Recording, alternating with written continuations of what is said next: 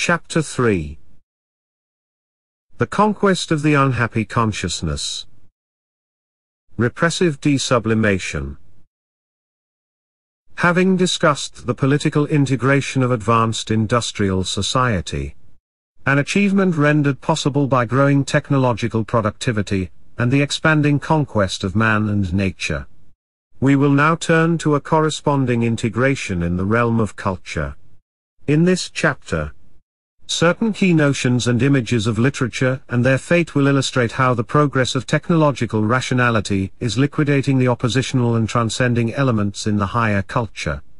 They succumb in fact to the process of desublimation which prevails in the advanced regions of contemporary society. The achievements and the failures of this society invalidate its higher culture. The celebration of the autonomous personality, of humanism, of tragic and romantic love appears to be the ideal of a backward stage of the development. What is happening now is not the deterioration of higher culture into mass culture, but the refutation of this culture by the reality. The reality surpasses its culture. Man today can do more than the culture heroes and half-gods. He has solved many insoluble problems. But he has also betrayed the hope and destroyed the truth which were preserved in the sublimations of higher culture. To be sure, the higher culture was always in contradiction with social reality. And only a privileged minority enjoyed its blessings and represented its ideals. The two antagonistic spheres of society have always coexisted. The higher culture has always been accommodating, while the reality was rarely disturbed by its ideals and its truth. Today's novel feature is the flattening out of the antagonism between culture and social reality, through the obliteration of the oppositional, alien, and transcendent elements in the higher culture by virtue of which it constituted another dimension of reality. This liquidation of two-dimensional culture takes place not through the denial and rejection of the cultural values, but through their wholesale incorporation into the established order, through their reproduction and display on a massive scale. In fact, they serve as instruments of social cohesion. The greatness of a free literature and art, the ideals of humanism, the sorrows and joys of the individual, the fulfillment of the personality are important items in the competitive struggle between East and West. They speak heavily against the present forms of communism, and they are daily administered and sold. The fact that they contradict the society which sells them does not count. Just as people know or feel that advertisements and political platforms must not be necessarily true or right, and yet hear and read them and even let themselves be guided by them, so they accept the traditional values and make them part of their mental equipment.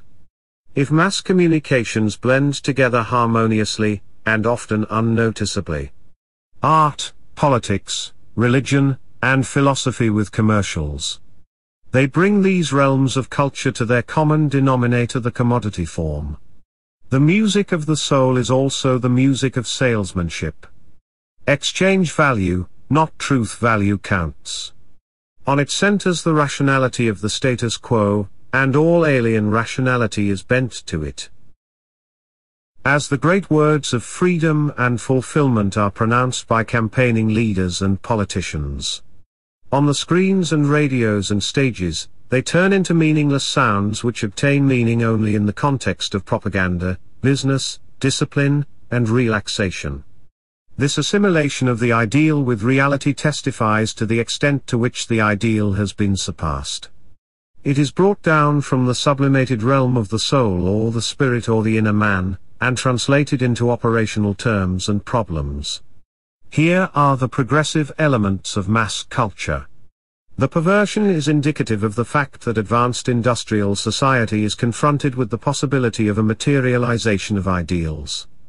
The capabilities of this society are progressively reducing the sublimated realm in which the condition of man was represented, idealized, and indicted. Higher culture becomes part of the material culture. In this transformation, it loses the greater part of its truth.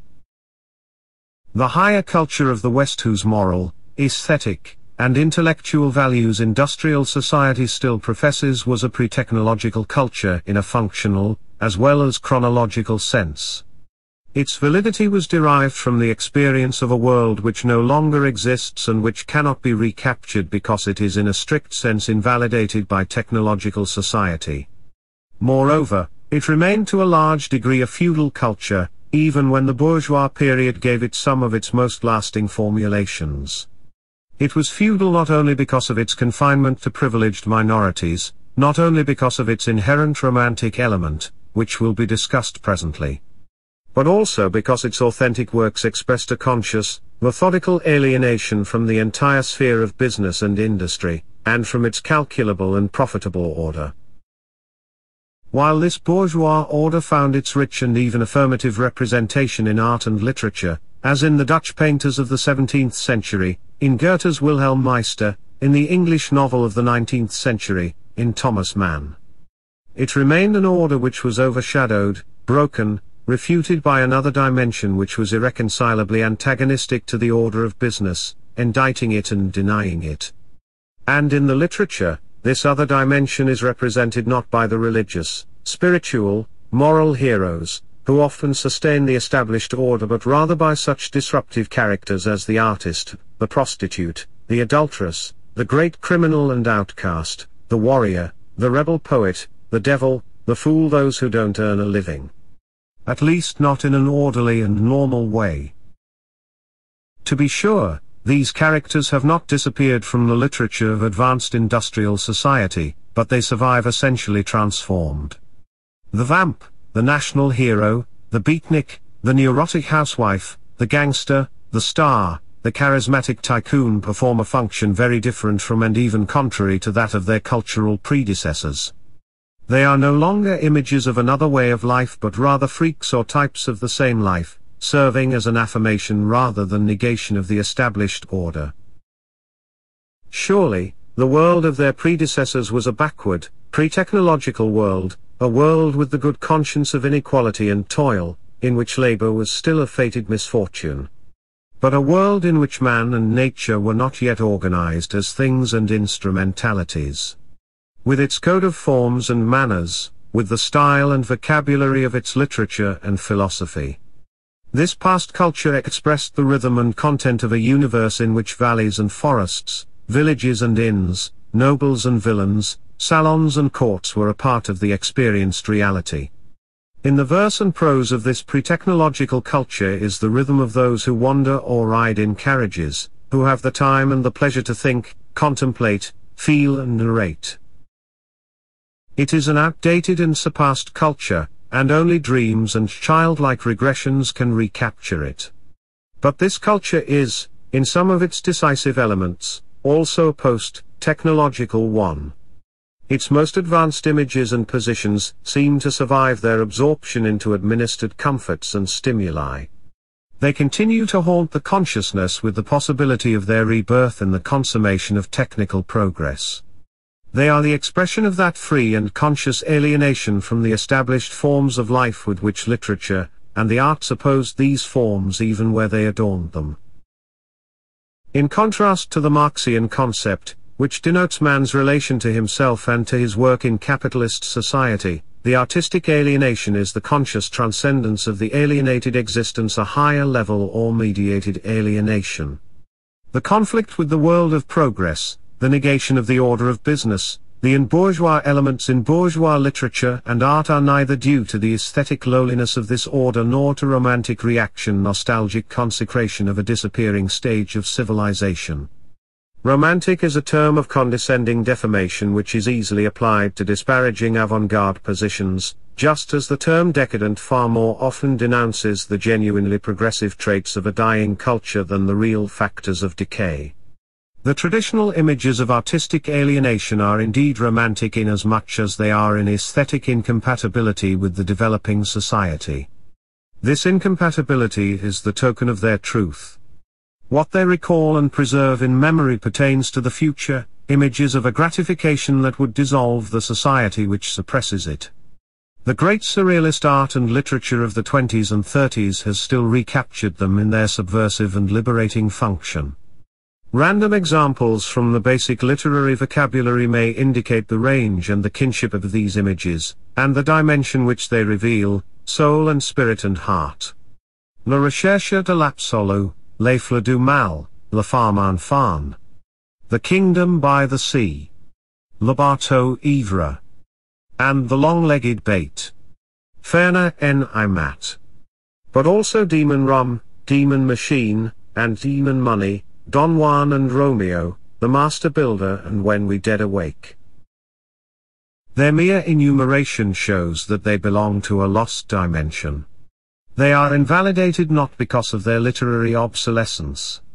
Some of these images pertain to contemporary literature and survive in its most advanced creations. What has been invalidated is their subversive force, their destructive content, their truth. In this transformation, they find their home in everyday living. The alien and alienating oeuvre of intellectual culture become familiar goods and services. Is their massive reproduction and consumption only a change in quantity, namely, growing appreciation and understanding, democratization of culture? The truth of literature and art has always been granted, if it was granted at all, as one of a higher order, which should not and indeed, did not disturb the order of business. What has changed in the contemporary period is the difference between the two orders and their truths. The absorbent power of society depletes the artistic dimension by assimilating its antagonistic contents. In the realm of culture, the new totalitarianism manifests itself precisely in a harmonizing pluralism, where the most contradictory works and truths peacefully coexist in indifference. Prior to the advent of this cultural reconciliation, literature and art were essentially alienation, sustaining and protecting the contradiction, the unhappy consciousness of the divided world, the defeated possibilities, the hopes unfulfilled, and the promises betrayed. They were a rational, cognitive force, revealing a dimension of man and nature which was repressed and repelled in reality. Their truth was in the illusion evoked, in the insistence on creating a world in which the terror of life was called up and suspended, mastered by recognition.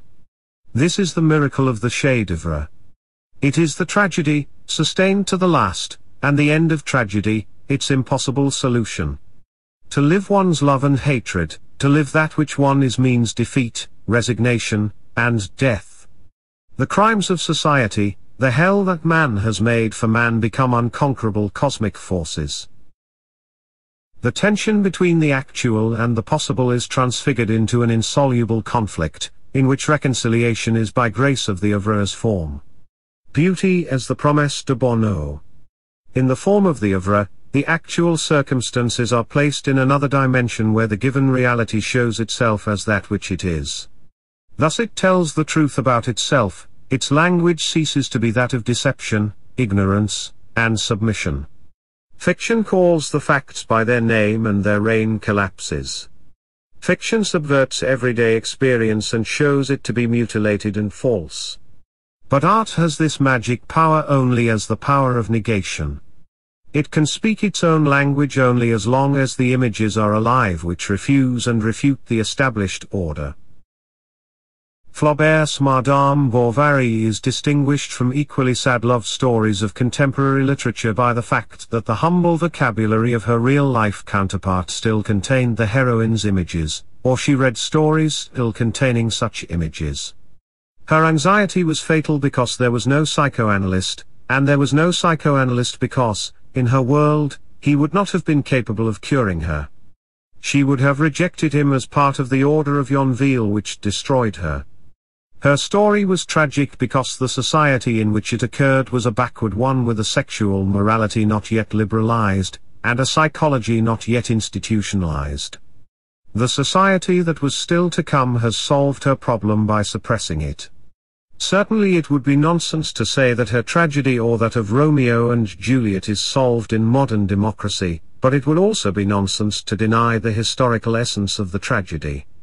The developing technological reality undermines not only the traditional forms but the very basis of the artistic alienation that is, it tends to invalidate not only certain styles but also the very substance of art. To be sure, alienation is not the sole characteristic of art. An analysis, and even a statement of the problem is outside the scope of this work, but some suggestions may be offered for clarification. Throughout whole periods of civilization, art appears to be entirely integrated into its society. Egyptian, Greek, and Gothic art are familiar examples. Bach and Mozart are usually also cited as testifying to the positive side of art. The place of the work of art in a pre-technological and two-dimensional culture is very different from that in a one-dimensional civilization. But alienation characterizes affirmative as well as negative art. The decisive distinction is not the psychological one between art created in joy and art created in sorrow, between sanity and neurosis, but that between the artistic and the societal reality. The rupture with the latter, the magic or rational transgression, is an essential quality of even the most affirmative art. It is alienated also from the very public to which it is addressed. No matter how close and familiar the temple or cathedral were to the people who lived around them, they remained in terrifying or elevating contrast to the daily life of the slave, the peasant, and the artisan, and perhaps even to that of their masters. Whether ritualized or not, art contains the rationality of negation. In its advanced positions, it is the great refusal, the protest against that which is. The modes in which man and things are made to appear, to sing in sound and speak, are modes of refuting, breaking, and recreating their factual existence. But these modes of negation pay tribute to the antagonistic society to which they are linked. Separated from the sphere of labor where society reproduces itself and its misery, the world of art which they create remains, with all its truth, a privilege and an illusion. In this form it continues, in spite of all democratization and popularization, through the 19th and into the 20th century. The high culture in which this alienation is celebrated has its own rights and its own style. The salon, the concert, opera, theater are designed to create and invoke another dimension of reality. Their attendance requires festive-like preparation. They cut off and transcend everyday experience. Now this essential gap between the arts and the order of the day, kept open in the artistic alienation, is progressively closed by the advancing technological society. And with its closing, the great refusal is in turn refused. The other dimension is absorbed into the prevailing state of affairs. The works of alienation are themselves incorporated into this society and circulate as part and parcel of the equipment which adorns and psychoanalyzes the prevailing state of affairs. Thus they become commercials. They sell, comfort, or excite. The neoconservative critics of leftist critics of mass culture ridicule the protest against Bach as background music in the kitchen, against Plato and Hegel, Shelley and Baudelaire, Marx and Freud in the drugstore. Instead, they insist on recognition of the fact that the classics have left the mausoleum and come to life again, that people are just so much more educated. True, but coming to life as classics, they come to life as other than themselves. They are deprived of their antagonistic force, of the estrangement which was the very dimension of their truth. The intent and function of these works have thus fundamentally changed. If they once stood in contradiction to the status quo, this contradiction is now flattened out. But such assimilation is historically premature. It establishes cultural equality while preserving domination. Society is eliminating the prerogatives and privileges of feudal aristocratic culture together with its content. The fact that the transcending truths of the fine arts, the aesthetics of life and thought, were accessible only to the few wealthy and educated was the fault of a repressive society. But this fault is not corrected by paperbacks, general education, long playing records, and the abolition of formal dress in the theater and concert hall. The cultural privileges expressed the injustice of freedom, the contradiction between ideology and reality, the separation of intellectual from material productivity. But they also provided a protected realm in which the tabooed truths could survive in abstract integrity remote from the society which suppressed them. Now this remoteness has been removed and with it the transgression and the indictment. The text and the tone are still there, but the distance is conquered which made them Luft von anderen Planeten. The artistic alienation has become as functional as the architecture of the new theatres and concert halls in which it is performed. And here too, the rational and the evil are inseparable. Unquestionably the new architecture is better, i.e., more beautiful and more practical than the monstrosities of the Victorian era. But it is also more integrated. The cultural centre is becoming a fitting part of the shopping centre, or municipal centre, or government centre. Domination has its own aesthetics, and democratic domination has its democratic aesthetics. It is good that almost everyone can now have the fine arts at his fingertips, by just turning a knob on his set, or by just stepping into his drugstore. In this diffusion, however, they become cogs in a culture machine which remakes their content. Artistic alienation succumbs, together with other modes of negation, to the process of technological rationality. The change reveals its depth and the degree of its irreversibility if it is seen as a result of technical progress. The present stage redefines the possibilities of man and nature in accordance with the new means available for their realization, and, in their light, the pre-technological images are losing their power. Their truth value depended to a large degree on an uncomprehended and unconquered dimension of man and nature. On the narrow limits placed on organization and manipulation, on the insoluble core which resisted integration. In the fully developed industrial society, this insoluble core is progressively whittled down by technological rationality. Obviously, the physical transformation of the world entails the mental transformation of its symbols, images, and ideas. Obviously, when cities and highways and national parks replace the villages, valleys, and forests. When motorboats race over the lakes and planes cut through the skies, then these areas lose their character as a qualitatively different reality, as areas of contradiction. And since contradiction is the work of the Logos, rational confrontation of that which is not with that which is, it must have a medium of communication. The struggle for this medium, or rather the struggle against its absorption into the predominant one-dimensionality, shows forth in the avant-garde efforts to create an estrangement which would make the artistic truth again communicable. Bertolt Brecht has sketched the theoretical foundations for these efforts. The total character of the established society confronts the playwright with the question of whether it is still possible to represent the contemporary world in the theatre, that is, represent it in such a manner that the spectator recognizes the truth which the play is to convey. Brecht answers that the contemporary world can be thus represented only if it is represented as subject to change, as the state of negativity which is to be negated. This is doctrine which has to be learned, comprehended, and acted upon, but the theatre is and ought to be entertainment, pleasure. However, entertainment and learning are not opposites. Entertainment may be the most effective mode of learning. To teach what the contemporary world really is behind the ideological and material veil, and how it can be changed, the theatre must break the spectator's identification with the events on the stage. Not empathy and feeling, but distance and reflection are required. The estrangement effect, Verfremdungseffekt, is to produce this dissociation in which the world can be recognized as what it is. The things of everyday life are lifted out of the realm of the self-evident. That which is natural must assume the features of the extraordinary. Only in this manner can the laws of cause and effect reveal themselves. The estrangement effect is not superimposed on literature. It is rather literature's own answer to the threat of total behaviorism, the attempt to rescue the rationality of the negative. In this attempt, the great conservative of literature joins forces with the radical activist. Paul Valéry insists on the inescapable commitment of the poetic language to the negation.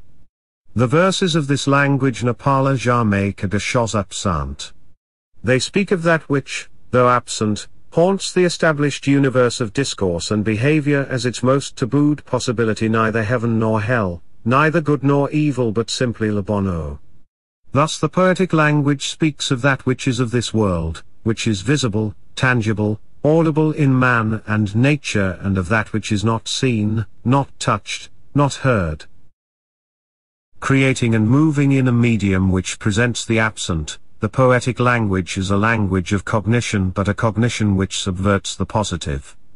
In its cognitive function, poetry performs the great task of thought, le travail qui fait vivre en nous ce qui n'existe pas. Naming the things that are absent is breaking the spell of the things that are. Moreover, it is the ingression of a different order of things into the established one, le commencement d'un monde. For the expression of this other order, which is transcendence within the one world, the poetic language depends on the transcendent elements in ordinary language. However, the total mobilization of all media for the defense of the established reality has coordinated the means of expression to the point where communication of transcending contents becomes technically impossible. The specter that has haunted the artistic consciousness since Mallarmé, the impossibility of speaking a non-reified language, of communicating the negative, has ceased to be a specter. It has materialized.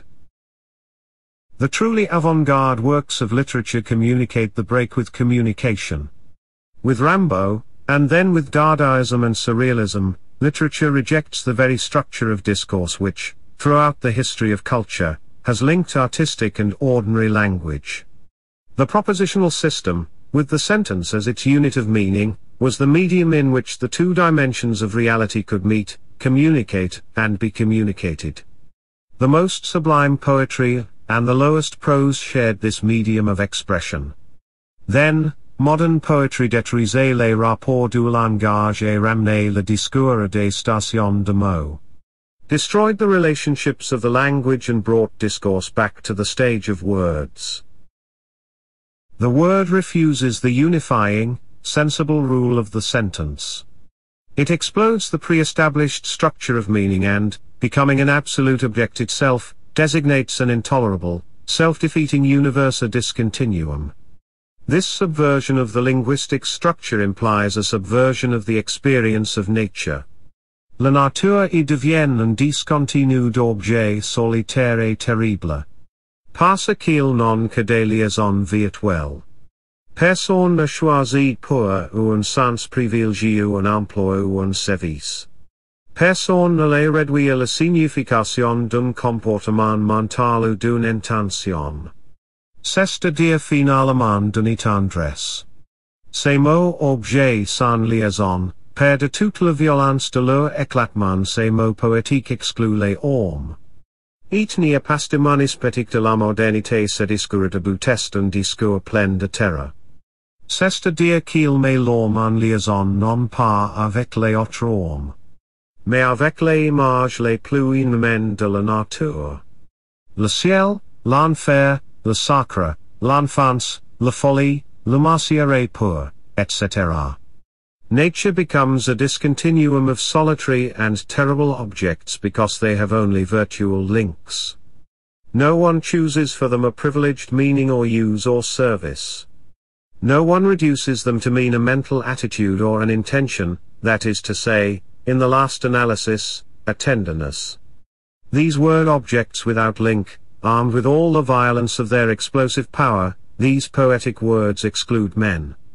There is no poetic humanism in modernity. This heady discourse is a discourse full of terror, which means that it relates man not to other men, but to the most inhuman images of nature, heaven, hell, the sacred, childhood, madness, pure matter, etc.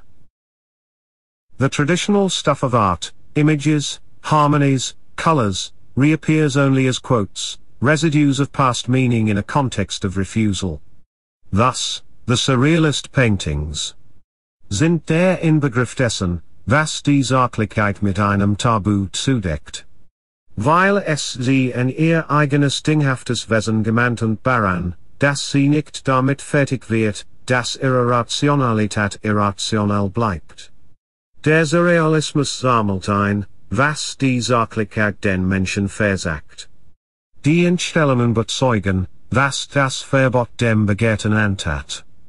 Durch sie errettete das Veraltete, ein Album von Idiosynkrazien, in denen der Gleichsanspruch verraucht, den die Menschen in ihrer eigenen technifizierten Welt verweigert finden. Surrealist paintings gathered together what functionalism covers with taboos because it betrays reality as reification and the irrational in its rationality. Surrealism recaptures what functionalism denies to man, the distortions demonstrate what the taboo did to the desired. Thus, realism rescues the obsolete an album of idiosyncrasies where the claim for happiness evaporates that which the technified world refuses to man. Or, the work of Bertolt Brecht preserves the promesse de bonheur contained in romance and kitsch, moonshine and the blue sea, melody and sweet home, loyalty and love, by making it into political ferment. His characters sing of lost paradises, and of unforgettable hope. Siehst du den Montaiba Soho, Geliebter?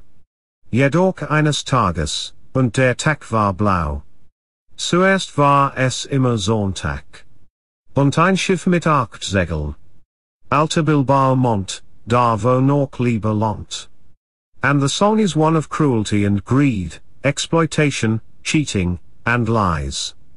The deceived sing of their deception, but they learn, or have learned, its causes, and it is only in learning the causes, and how to cope with them, that they regain the truth of their dream.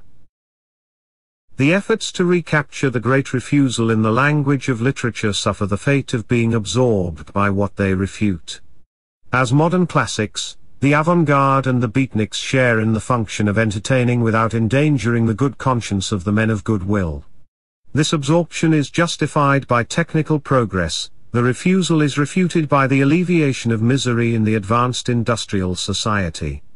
The liquidation of high culture is a byproduct of the conquest of nature, and of the progressing conquest of scarcity.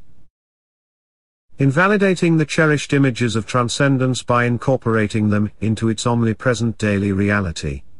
This society testifies to the extent to which insoluble conflicts are becoming manageable, to which tragedy and romance, archetypal dreams and anxieties are being made susceptible to technical solution and dissolution.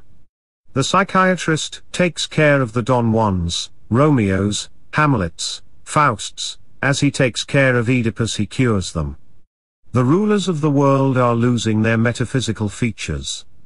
Their appearance on television, at press conferences, in parliament, and at public hearings is hardly suitable for drama beyond that of the advertisement, while the consequences of their actions surpass the scope of the drama. The prescriptions for inhumanity and injustice are being administered by a rationally organized bureaucracy, which is, however, invisible at its vital center. The soul contains few secrets and longings which cannot be sensibly discussed, analyzed, and polled. Solitude, the very condition which sustained the individual against and beyond his society, has become technically impossible. Logical and linguistic analysis demonstrate that the old metaphysical problems are illusory problems. The quest for the meaning of things can be reformulated as the quest for the meaning of words, and the established universe of discourse and behavior can provide perfectly adequate criteria for the answer. It is a rational universe which, by the mere weight and capabilities of its apparatus, blocks all escape. In its relation to the reality of daily life, the high culture of the past was many things: opposition and adornment, outcry and resignation. But it was also the appearance of the realm of freedom, the refusal to behave. Such refusal cannot be blocked without a compensation which seems more satisfying than the refusal. The conquest and unification of opposites, which finds its ideological glory in the transformation of higher into popular culture, takes place on a material ground of increased satisfaction. This is also the ground which allows a sweeping desublimation. Artistic alienation is sublimation. It creates the images of conditions which are irreconcilable with the established reality principle, but which, as cultural images, become tolerable, even edifying and useful. Now this imagery is invalidated. Its incorporation into the kitchen, the office, the shop, its commercial release for business and fun is, in a sense, desublimation, replacing mediated by immediate gratification. But it is desublimation practiced from a position of strength on the part of society, which can afford to grant more than before because its interests have become the innermost drives of its citizens. And because the joys which it grants promote social cohesion and contentment. The pleasure principle absorbs the reality principle. Sexuality is liberated, or rather liberalized, in socially constructive forms. This notion implies that there are repressive modes of desublimation, compared with which the sublimated drives and objectives contain more deviation, more freedom, and more refusal to heed the social taboos. It appears that such repressive desublimation is indeed operative in the sexual sphere, and here, as in the desublimation of higher culture, it operates as the byproduct of the social controls of technological reality, which extend liberty while intensifying domination. The link between desublimation and technological society can perhaps best be illuminated by discussing the change in the social use of instinctual energy. In this society, not all the time spent on and with mechanisms is labor time, i.e., unpleasurable but necessary toil, and not all the energy saved by the machine is labor power. Mechanization has also saved libido, the energy of the life instincts that is, has barred it from previous modes of realization. This is the kernel of truth in the romantic contrast between the modern traveler and the wandering poet or artisan, between assembly line and handicraft, town and city, factory-produced bread and the homemade loaf, the sailboat and the outboard motor, etc. True, this romantic pre-technical world was permeated with misery, toil, and filth, and these in turn were the background of all pleasure and joy. Still, there was a landscape, a medium of libidinal experience which no longer exists. With its disappearance, itself a historical prerequisite of progress, a whole dimension of human activity and passivity has been de-eroticized. The environment from which the individual could obtain pleasure which he could cathect as gratifying almost as an extended zone of the body has been rigidly reduced. Consequently, the universe of libidinous cathexis is likewise reduced. The effect is a localization and contraction of libido, the reduction of erotic to sexual experience and satisfaction. For example, compare lovemaking in a meadow and in an automobile, on a lover's walk outside the town walls and on a Manhattan street. In the former cases, the environment partakes of and invites libidinal cathexis and tends to be eroticized. Libido transcends beyond the immediate erotogenic zones, a process of non-repressive sublimation. In contrast, a mechanized environment seems to block such self-transcendence of libido. Impelled in the striving to extend the field of erotic gratification, libido becomes less polymorphous, less capable of eroticism beyond localized sexuality, and the latter is intensified. Thus diminishing erotic and intensifying sexual energy, the technological reality limits the scope of sublimation. It also reduces the need for sublimation. In the mental apparatus, the tension between that which is desired and that which is permitted seems considerably lowered. And the reality principle no longer seems to require a sweeping and painful transformation of instinctual needs. The individual must adapt himself to a world which does not seem to demand the denial of his innermost needs, a world which is not essentially hostile. The organism is thus being preconditioned for the spontaneous acceptance of what is offered. Inasmuch as the greater liberty involves a contraction rather than extension and development of instinctual needs, it works for rather than against the status quo of general repression. One might speak of institutionalized desublimation. The latter appears to be a vital factor in the making of the authoritarian personality of our time. It has often been noted that advanced industrial civilization operates with a greater degree of sexual freedom, operates in the sense that the latter becomes a market value and a factor of social mores. Without ceasing to be an instrument of labor, the body is allowed to exhibit its sexual features in the everyday work world and in work relations. This is one of the unique achievements of industrial society, rendered possible by the reduction of dirty and heavy physical labor. By the availability of cheap, attractive clothing, beauty culture, and physical hygiene. By the requirements of the advertising industry, etc. The sexy office and sales girls, the handsome, virile junior executive and floor walker are highly marketable commodities. And the possession of suitable mistresses, once the prerogative of kings, princes, and lords, facilitates the career of even the less exalted ranks in the business community.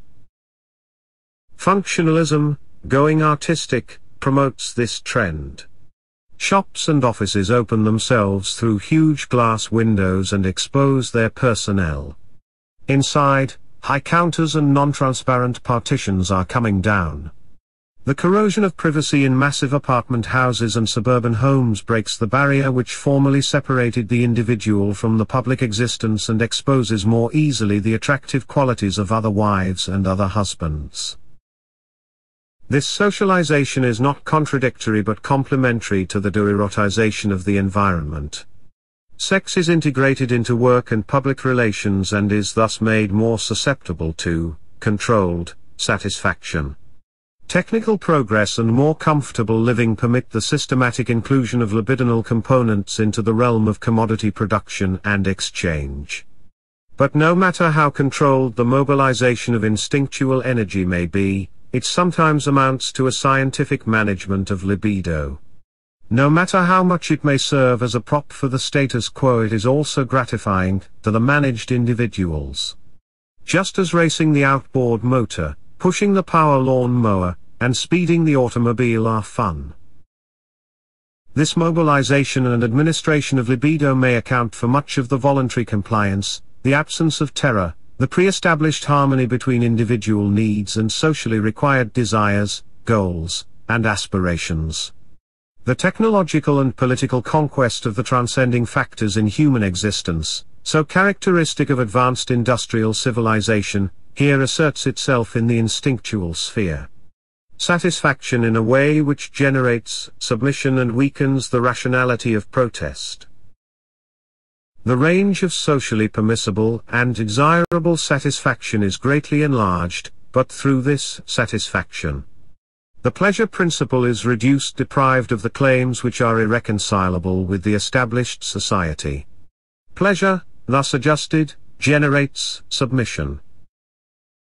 In contrast to the pleasures of adjusted desublimation. Sublimation preserves the consciousness of the renunciations which the repressive society inflicts upon the individual, and thereby preserves the need for liberation. To be sure, all sublimation is enforced by the power of society, but the unhappy consciousness of this power already breaks through alienation.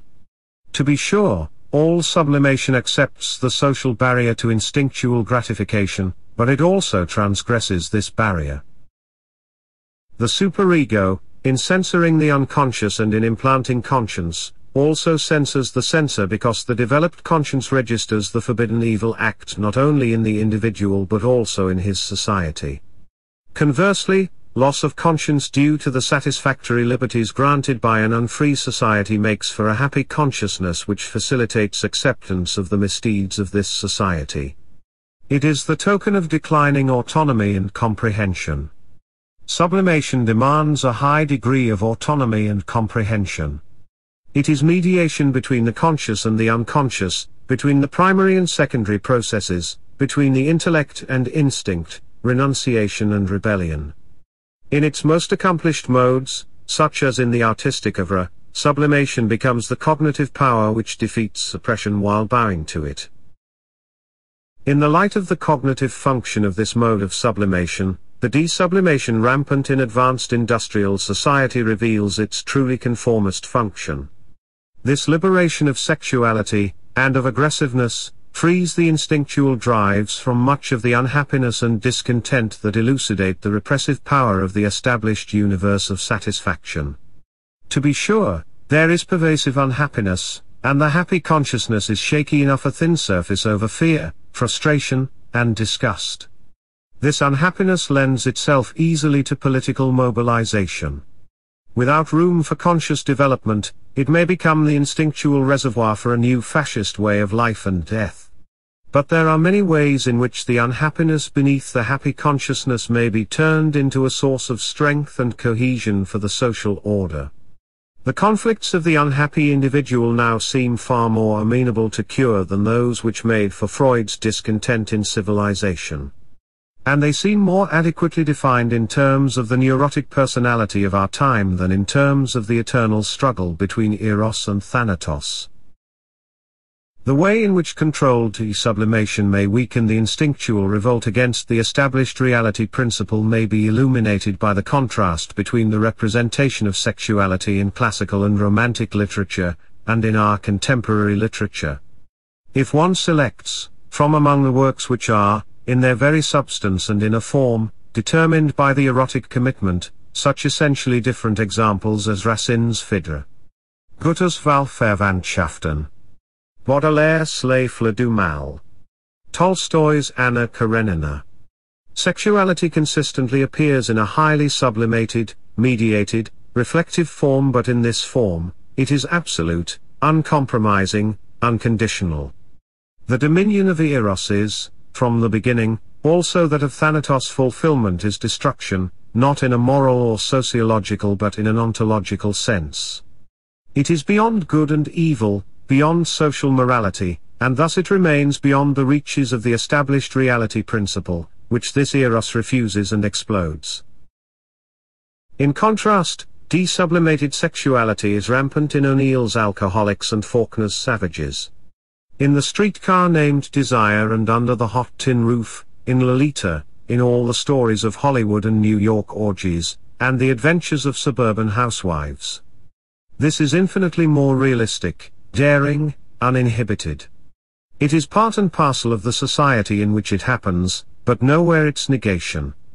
What happens is surely wild and obscene, virile and tasty, quite immoral and, precisely because of that, perfectly harmless. Freed from the sublimated form which was the very token of its irreconcilable dreams, a form which is the style, the language in which the story is told, sexuality turns into a vehicle for the bestsellers of oppression. It could not be said of any of the sexy women in contemporary literature what Balzac says of the whore Esther, that hers was the tenderness which blossoms only in infinity. This society turns everything it touches into a potential source of progress and of exploitation, of drudgery and satisfaction, of freedom and of oppression. Sexuality is no exception. The concept of controlled desublimation would imply the possibility of a simultaneous release of repressed sexuality and aggressiveness. A possibility which seems incompatible with Freud's notion of the fixed quantum of instinctual energy available for distribution between the two primary drives. According to Freud, strengthening of sexuality, libido, would necessarily involve weakening of aggressiveness, and vice versa. However, if the socially permitted and encouraged release of libido would be that of partial and localized sexuality, it would be tantamount to an actual compression of erotic energy, and this desublimation would be compatible with the growth of unsublimated as well as sublimated forms of aggressiveness. The latter is rampant throughout contemporary industrial society. Has it attained a degree of normalization where the individuals are getting used to the risk of their own dissolution and disintegration in the course of normal national preparedness? Or is this acquiescence entirely due to their impotence to do much about it?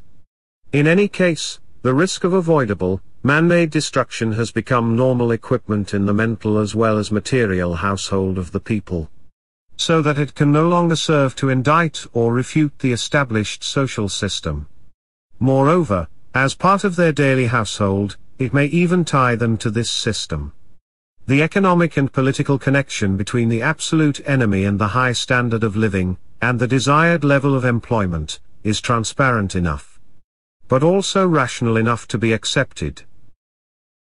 Assuming that the destruction instinct, in the last analysis, the death instinct, is a large component of the energy which feeds the technical conquest of man and nature, it seems that society's growing capacity to manipulate technical progress also increases its capacity to manipulate and control this instinct, i.e., to satisfy it productively. Then social cohesion would be strengthened at the deepest instinctual roots. The supreme risk, and even the fact of war would meet, not only with helpless acceptance, but also with instinctual approval on the part of the victims. Here too, we would have controlled desublimation. Institutionalized desublimation thus appears to be an aspect of the conquest of transcendence achieved by the one-dimensional society. Just as this society tends to reduce, and even absorb opposition, the qualitative difference, in the realm of politics and higher culture, so it does in the instinctual sphere. The result is the atrophy of the mental organs for grasping the contradictions and the alternatives and, in the one remaining dimension of technological rationality, the happy consciousness comes to prevail. It reflects the belief that the real is rational, and that the established system, in spite of everything, delivers the goods. The people are led to find in the productive apparatus the effective agent of thought and action to which their personal thought and action can and must be surrendered. And in this transfer, the apparatus also assumes the role of a moral agent. Conscience is absolved by reification, by the general necessity of things. In this general necessity, guilt has no place. One man can give the signal that liquidates hundreds and thousands of people. Then declare himself free from all pangs of conscience, and live happily ever after. The anti-fascist powers who beat fascism on the battlefields reap the benefits of the Nazi scientists, generals, and engineers. They have the historical advantage of the late corner. What begins as the horror of the concentration camps turns into the practice of training people for abnormal conditions, a subterranean human existence, and the daily intake of radioactive nourishment. A Christian minister declares that it does not contradict Christian principles to prevent with all available means your neighbor from entering your bomb shelter. Another Christian minister contradicts his colleague and says it does. Who is right? Again, the neutrality of technological rationality shows forth over and above politics.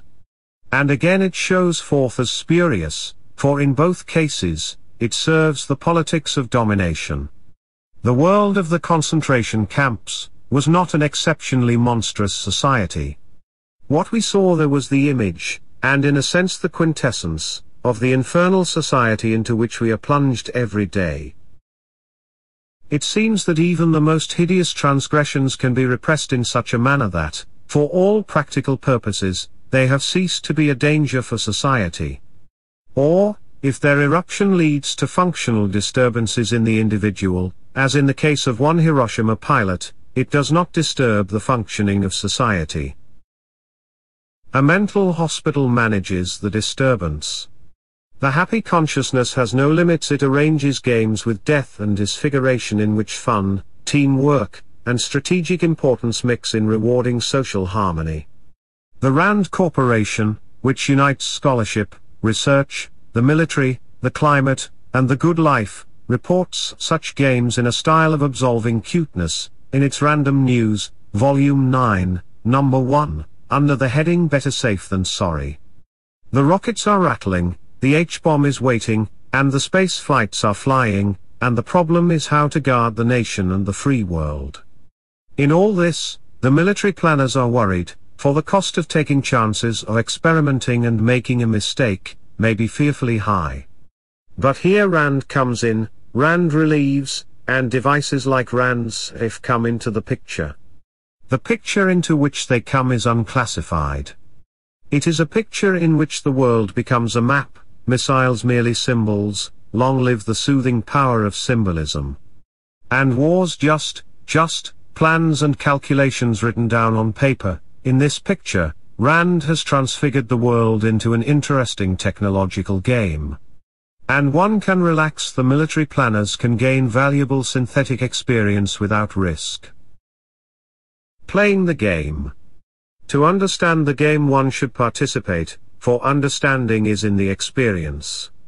Because safe players have come from almost every department at Rand as well as the Air Force, we might find a physicist, an engineer, and an economist on the blue team. The red team will represent a similar cross-section. The first day is taken up by a joint briefing on what the game is all about and a study of the rules.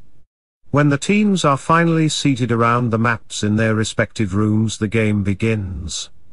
Each team receives its policy statement from the game director.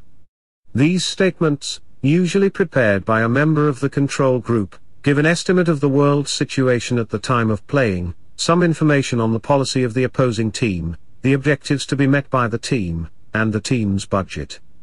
The policies are changed for each game to explore a wide range of strategic possibilities. In our hypothetical game, Blue's objective is to maintain a deterrent capability throughout the game, that is, maintain a force that is capable of striking back at Red, so Red will be unwilling to risk an attack. Blue also receives some information on the Red policy. Red's policy is to achieve force superiority over Blue.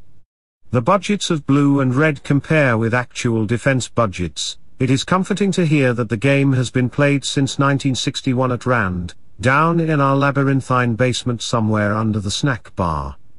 And that menus on the walls of the Red and Blue rooms list available weapons and hardware that the teams buy, about 70 items in all. There is a game director who interprets game rules, for although the rule book complete with diagrams and illustrations is 66 pages, problems inevitably arise during the play. The game director also has another important function. Without previously notifying the players, he introduces war to get a measure of the effectiveness of the military forces in being. But then, the caption announces coffee, cake, and ideas. Relax. The game continues through the remaining periods to 1972 when it ends.